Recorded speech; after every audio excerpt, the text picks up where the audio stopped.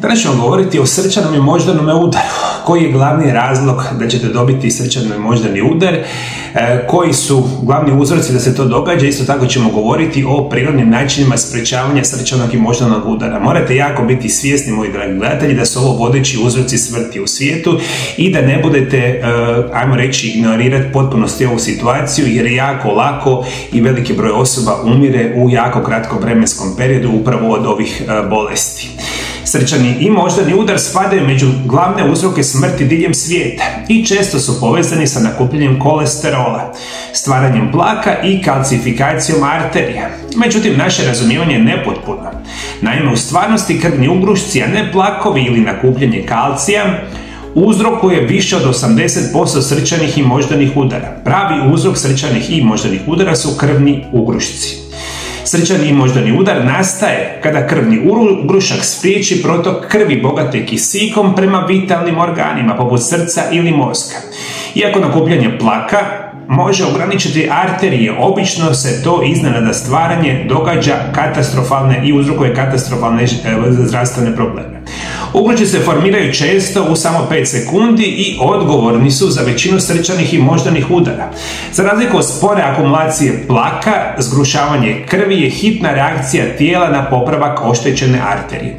U idealnim uvjetima ugrušak se formira kako bi zatvorio ozljedu, no ako postane prevelik ili se pogrešno formira, može potpuno zaustaviti protok krvi izazivajući ozbiljnu štetu. Dakle, moji dragi gledatelji, to veliki broj vas možda i zna, krvni ugrušak je vodeći uzrok smrti u svijetu. I što onda mi moramo raditi? Moramo prvo shvatiti zašto nastaju ti krvni ugrušci, da potpunosti smanjimo rizik od nastanaka krvnih ugrušaka. Tko bude ignorirao ove moje sljedeće informacije, stavljate sebe u značajan rizik od srčanog, moždanog udara, plućne embolije, duboke venske pneumnoze. Kao što sam napomenuo, dovoljno je samo 5 sekundi da se začepi vitalna arterija i da ljudi umru ili da ostanu u teškim stanjima, kasnije praktično onemogućeni za normalan život. Koji su glavni uzroci krvnih ugrušaka? Krvni ugrušci nastaju kao odgovor na oštećenje, ali postoje različiti faktori rizika koji mogu povećati šanse za stvaranje krvnih ugrušaka. Ovi faktori često se previde kada se ljudi fokusiraju isključivo na kolesterol i kalcij. Sljedeći su neki od glavnih okidača za formiranje krvnih ugrušaka. Prvo će biti pušenje. Pušenje povećava rizik od kardiovaskularnih bolesti, uvođenje štetnih tvari u krvotok. Ove tvari potiču i oštećenje endotelnih stanica koje oblažu arterije, čineći ih sklonijima zgrušavanju. Pušenje ne samo da uzrokuje izravnu štetu, već također ubrzava oksidaciju LDL kolesterola, što dovodi do razvoja raka. Međutim, najveći problem je stvaranje ugrušaka kada je arterija oštećena uslijed pušenja. I svi vi koji mislite da je pušenje u redu i da nemate nikakve posljedice na vaše zdravlje, jako dobro promislite. Jedan od glavnih uzroka krvnih ugrušaka biti će što pušite svaki dan. I vama se to neće dogoditi u roku godine, 2 dana pušenja, ali ćete vi pušiti 10, 20, 30 godina i onda jednog dana se dogodi krvni ugrušak samo radi pušenja. I onda bude glavni razlog zašto je čovjek umro, i to se danas jako često događa. Događa se to, moji dragi gledatelji, puno češće nego što vi mislite. Danas ljudi u 20-ima, 30-ima, 40-ima umire od srčanih moždanih udara upravo radi ovih situacija. Pušenje, molim vas, i potpunosti nemojte koristiti nikada, zapravo je štetno za sve moguće aspekte zdravlja. Drugo će naravno biti alkohol. Konzumacija alkohola jako opasna. Dokumentirana konzumacija alkohola može biti povezana sa nekakvim kardiovaskularnim koristima. Prekomjerno pijenje je štetno za srce i alkohole. Alkohol je toksin koji može uzrokovati oštećenje jetre, što zatim utječe na krv. Konzumacija alkohola uzrokuje upalu u arterijama, što povećava rizik od nastanka krvnih ugrušaka. Svi volimo pušiti, svi volimo piti. Molim vas, nemojte biti naivni, odmah dolje ispod video zapisa da mi pišete. Ja sam vidio jednu osobu koja je pušio 50-60 godina, isto toliko je pio alkohol i dočekao je 80 godina. Ako ste i slučajno znate takvu osobu, ta osoba je bolovala vjerojatno 20-30 godina od hrpa drugih teških bolesti i na ovu jednu osobu dolazi 1000 koji su umrli od toga puno ranije. I onda se vi nemojte kladiti da ćete pušiti i da ćete piti cijeli život pa ćete biti zdravi. Daleko su veće šanse da ćete biti teško bolesti. Zato konzumacija alkohola, konzumacija samih cigareta morate svesti na minimum. Dalje što vodite računa biti će hormonske terapije. Uobičajeni lijekovi mogu utjecati na kardiovaskularno zdravlje, uključujući kontracepcijske pilule i hormonsku nadomjesnu terapiju. Estrogen i progesteron koji se često koriste u tim terapijama mogu promijeniti ravnotežu faktora zgrušavanja krvi, povećavajući rizik od stvaranja krvnih ugrušaka. Žene koje koriste ove lijekove mogu imati veći rizik od srčanih i moždanih udara. To je ono što veliki broj vas vam nikad nije govorio. Vi masovno uzimate i kontracepcijske pilule i hormonske nadomjesne terapije, ne znajući jer niste dovoljno educirani da zdrav način života i prirodni lijekovi su broj jedan način da ćete biti zdravi. Vama nikada u životu neće doći situacija da ćete super loše živjeti, da nemate nikakvo znanje što je zdrava prehrana i da onda uzimate svaki dan jednu tableticu i bit ćete zdravi. Nikada se to neće dogoditi. Možete samo značajno povećati rizik do ekstremno teških bolesti i oboljenja. I ovo što vam danas napominjem, to su glavni uzroci zašto se vama događaju krvni ugrušci. Hormonska nadomjesna terapija. Ajmo dalje, moji dragi gledatelji, govoriti o nečemu što se naziva stres. I emocionalni i fizički stres igraju glavnu ulogu u stvaranju krvnih ugrušaka. Kada je osoba u velikoj emocionalnoj boli, poput smrti voljene osobe, tijelo proizvodi stresne hormone koje uzrokuju zgrušavanje krvi. To je razlog zašto nakon traumatskih situacija neki ljudi dožive srčani i moždani udar. Kronični stres također može imati dugoročan štetan utjecaj na zdravlje, povećavajući rizik od zgrušavanja krvi i upale u samim arterijama. Nažalost, događa se prekomjeran stres, smrt voljene osobe, može biti gubitak posla, može biti, razvod supružnika, svašta se nešto može dogoditi, to se danas jako često događa. Stres može biti abnormalni okidač stvaranja krvnih ugrušaka, o tom vodite računa. Isto tako, moji dragi gledatelji, kirurške operacije, fizički stres i veliki zahvati i naporan fizički rad, poput trčanja maratona, stvaraju veliki stres na tijelo. Fizički stres ovih aktivnosti uzrokuje da tijelo izlučuje faktore zgrušavanja kao odgovor na ozljede tkiva. Iako je zgrušavanje prirodan i važan proces ozdravljenja, prekomjerno stvaranje ugrušaka tijekom ili nakon operacija ili napornih fizičkih aktivnosti mogu vas dovesti do opasnih krvnih ugrušaka. Isto tako, infekcije koje traju mogu doprinijeti stvaranju krvnih ugrušaka. Kada tijelo se bori protiv infekcija, to uzrokuje upalu koja može pokrenuti procese zgrušavanja. Neke infekcije, poput onih uzrokovanih loše liječeni korijenski kanali ili apsesi u zubima, mogu poslati bakterije u krvotok, povećavajući rizik od krvnih ugrušaka u arterijama. Nikada čuli, jel tako, moji dragi gledatelji? Sve su glavni razlozi zašto ljudi dobivaju srčani ili moždani udar. Ako ćete biti malo pametni, ovo ćete zapamtiti ili ponovo pogledati i početi razmišljati da eliminirate te faktore rizika nastanka srčanih i moždanih udara. Evo vam još jedna katastrofa, moji dragi gledatelji. To će biti prekomjerna razina šećera u krvi. Mi živimo u vremenima kada konzumiramo stotine i stotine kilograma rafiniranog prerađenog šećera svake godine. To su sve one silne namirnice koje mi danas jedemo, i slane i slatke, jedemo ih abnormalno. Sve studije pokazuju da danas 50% odraslih osoba ima dijabetes potvrđen i zapravo veliki broj osoba već ima dijabetes, da do toga niste ni svjesni. Kada prvi puta shvatite da imate dijabetes, krenut ćete uzimati one silne inzuline, kemijske lijekove i nikada nećete biti zdravi. Ono što vi ne znate da prekomjerna koncentracija šećera u krvi i prekomjerna razina ili loša funkcija samog inzulina može potencirati puno bolju funkciju vaših arterija, potencijalno stvaranje krvnih ugrušaka. Evo još jedan rizični faktor.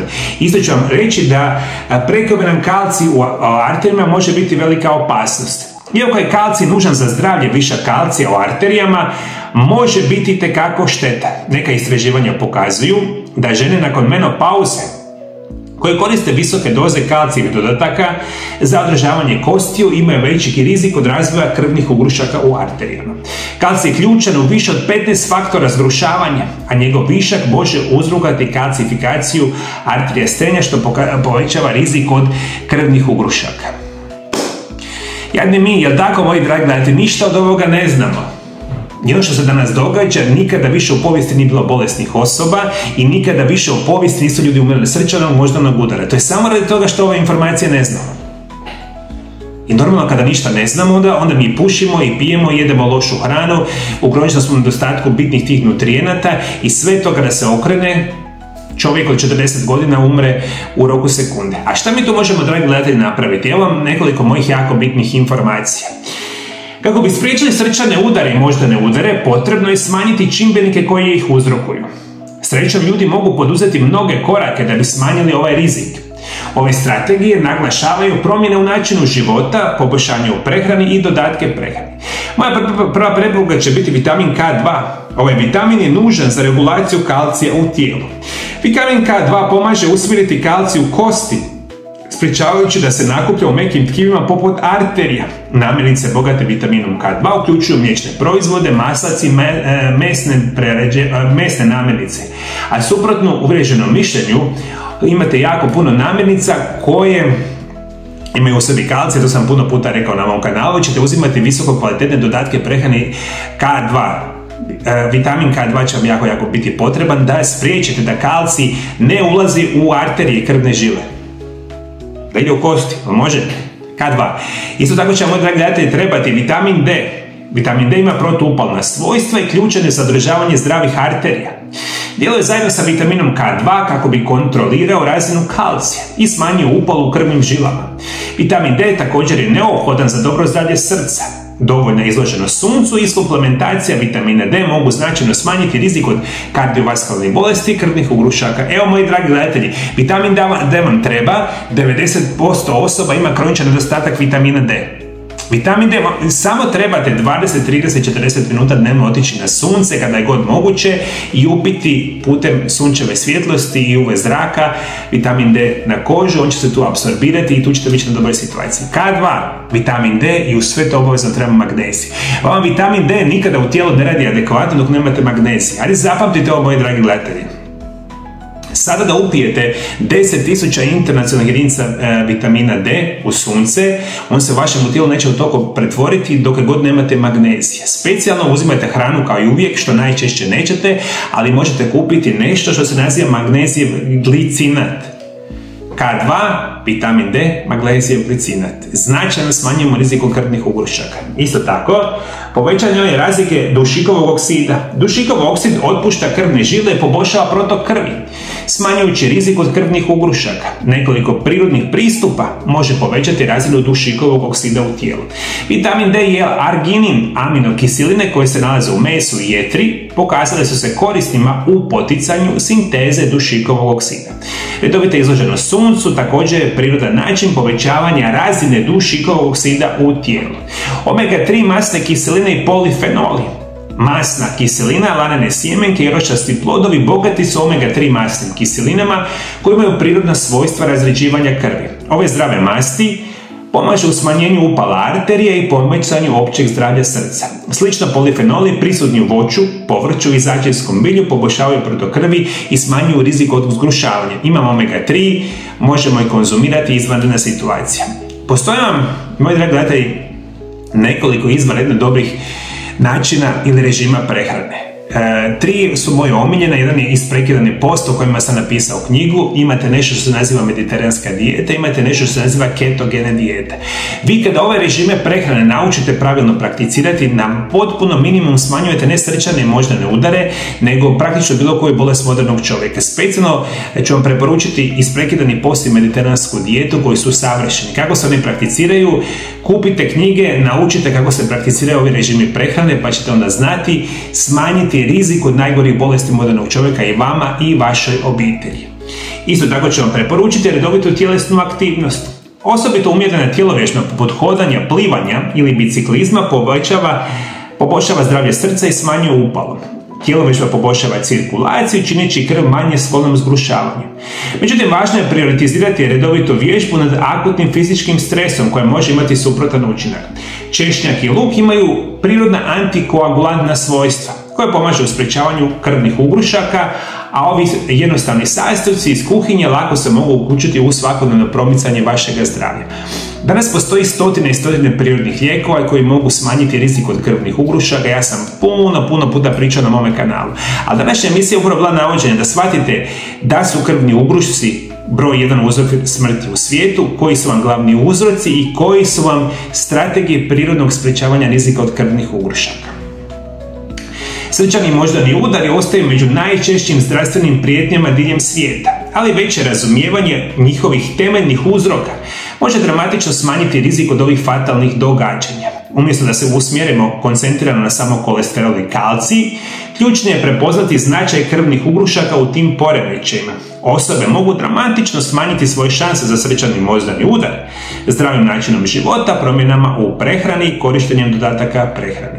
Svijest, prevencija, educiranje, ovo što ja radim dugi niz godina su ključ u vašem zdravlju i to je, mislim, jako bitno za reći. Ako vi imate bilo kakvih informacija o prirodnom načinu sprečavanja krvnih ugrušaka, budite dobri, detaljno pišite dolje ispod video zapisa. I ako ste slučajno primijetili da je ovaj video zapis bio koristan za vas, bilo bi jako lijepo da ga podijelite sa vama bliskim osobama, prijateljima i sl. Zašto to često govorim? Jer ovaj video zapis koji sada traje nekakvih 15, 16, 17 minuta, za jedno 2 dana više nikoga nikada neće vidjeti ako ga ne podijelimo. Jer je to takva situacija na internetu, ja vam stavim, ne znam, 1000 video zapis, ljudi ga zanemare, ne pogledaju, još više ga ne podijele sa nekim drugima i onda ga YouTube potpunosti ukine, a mogao bi spasiti život tisućama ljudi. Ključ je da shvatite da uz mene i vi imate ulogu u proširivanju, što više širimo ove informacije, više će ljudi biti zdraviji, a ja se još uvijek nadam na ovom svijetu da postoje ljudi koji žele pomoći i drugima. A to je super jednostavno, uzmete, samo podijelite video zapis na Facebooku, TikToku, Instagramu, gdje god, neka neko pogleda pa dobije informacije o zdravom načinu života. Zadnjih 25 godina i nakon završetka fakulteta liječim pacijente danas iz cijeloga svijeta. Moja osobna specijalnost je da vas putem nutricionizma i prirodnih lijekova preveniram i naučim kako da liječite bilo koju bolest modernog čovjeka. Isto tako, ako ste osoba koja ima problema sa zglobovima, leđima, artritisima, koljena, kukova i sl., onda možete doći u moju ordinaciju gdje ćemo koristiti medicinske metode, fizikalne terapije i rehabilitacije u kombinaciji sa mojim metodama prirodnih liječenja i programima da izliječimo vaše tegobe. Imate dvije mogućnosti kako ja vam mogu pomoći. Prva opcija je da dođete u moju ordinaciju i zato, ukoliko želite, nazovite broj telefona +385 98 91 79 200. Isto tako nas možete kontaktirati putem Vibera ili Whatsappa gdje možete dogovoriti liječenje u ordinaciji. Druga opcija moje pomoći svima vama biti će moje telefonske konsultacije. I zato svi vi koji me sada slušate iz Sjeverne Amerike, Južne Amerike, Europe, Afrike, Bliskog istoka, Australije ili Azije, ja vam danas radim sa cijelim svijetom, možete odmah nazvati moju ordinaciju i dogovoriti moje konsultacije. Ja ću vam, drage volje, pomoći i naučiti vas kako se putem prirodnih lijekova i nutricionizma liječe vaše bolesti. Isto tako sam autor 3 knjige o nutricionizmu i prirodnim lijekovima. Ove moje 3 knjige vas uče kako da znate sami sebe obraniti od najgorih bolesti modernog čovjeka. Sve ove 3 knjige imate sada odmah kupiti na mojoj službenoj internetskoj stranici mariolab.hr. Sve informacije imate dolje ispod video zapisa. Knjige su prevedene na hrvatski, engleski jezik i na druge jezike. Sve informacije imate na mojoj internetskoj stranici. Iskoristite mogućnost, ja ću vam, drage volje, pomoći ili u ordinaciji ili putem telefonskih konzultacija iz bilo kojeg kraja svijeta, slobodno mi se javite.